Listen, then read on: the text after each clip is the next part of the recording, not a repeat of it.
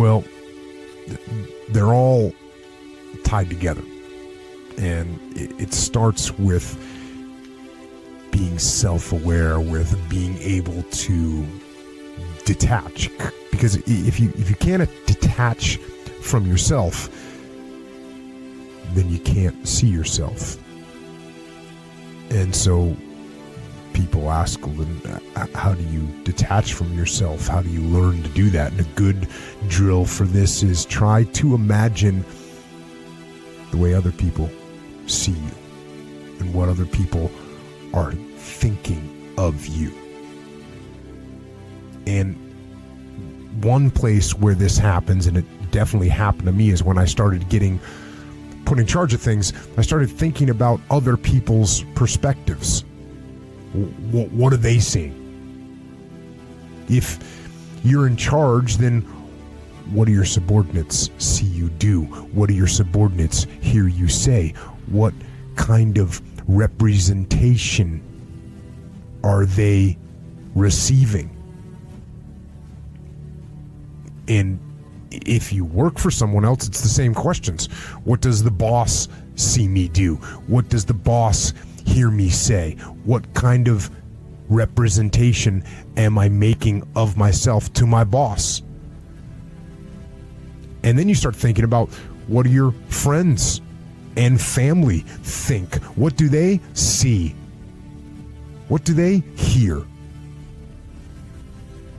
And so the question becomes, how well do you represent yourself? What shortfalls do you have? Now, when you first start looking, it's like you're looking at an overgrown lawn. There are some big, obvious problems, so you do a broad, just kind of general cut of the grass. You fix some of the big, easy problems that are obvious.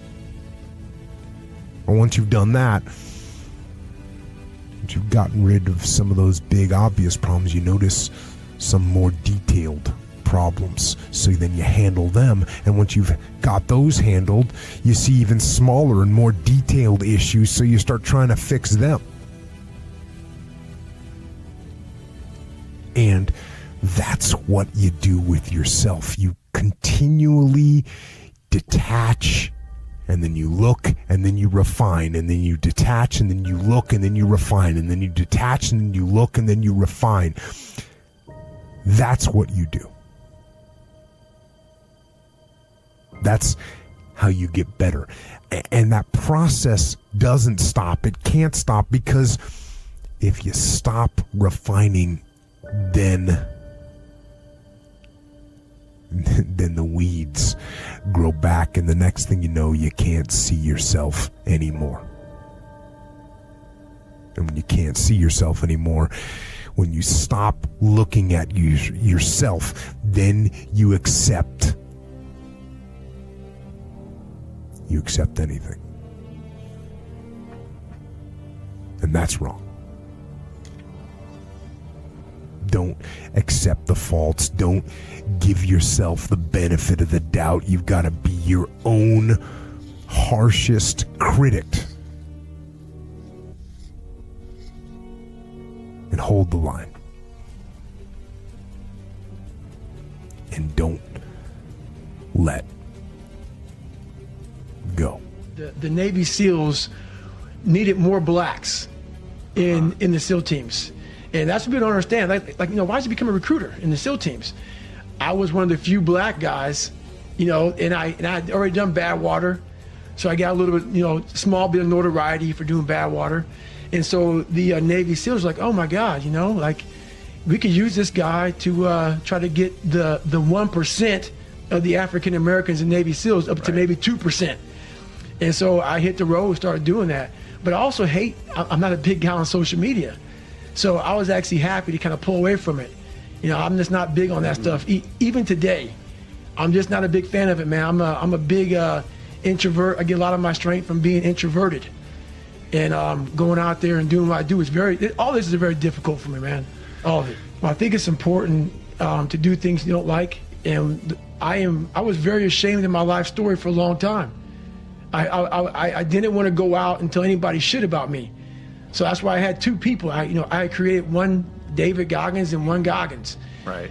And I didn't want people to know that I had all these issues. But after a while, people start to give you these different taglines. Like, you're superhuman, you're amazing. I'm like, you fuckers don't know anything about me, man. Like, I'm this insecure kid. And I started realizing there's a lot of people out here who are going through a lot of problems that I once tapped into. I had a whole bunch of issues growing up. And, I felt compelled to just, you know what? Mm-hmm. You got to start sharing this stuff, man, because people see where you're at today. They see where you're at today. They see the man you are today, this hard, rock hard human being. Show these people where you come from.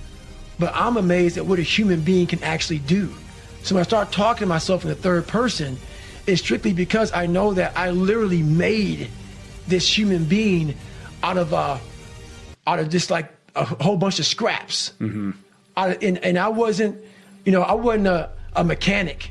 I wasn't a carpenter, so I didn't know how to do any of this shit. Mm-hmm. I wasn't trained in how to build a human being from nothing. Like, my mom didn't train me, my dad didn't train me, life didn't train me. Well, life did train me. Yeah. Life did train me, correction. And I started putting this scrap metal together. I'm like, I wonder what the fuck's gonna happen. The first year I tried to do was all fucked up. And after a while, I started learning more and more and more through pain and suffering. I started learning so much about stuff. Before I knew it, man, I built this beautiful car. And I'm like, how the fuck did I do that? And I knew how, and I know how to do it because I have all the tools. Through all the failure I went through trying to build this person who's Goggins. The one thing that made me who I am today is being vulnerable. It's breaking myself down to the absolute rock bottom and being able to tell people who I am. And that's how I fixed it. Literally, being able to look somebody in the eye and say, you know what, man, I have a whole bunch of character problems, character flaws. I've lied about this. I've cheated here. I'm insecure here. This isn't the real me. I lied to you about that. I wanted your acceptance in life. All those things happen, but the thing about it is that we get judged so quickly by who we are. We don't know. We don't go to where it happened. Life created this person, me.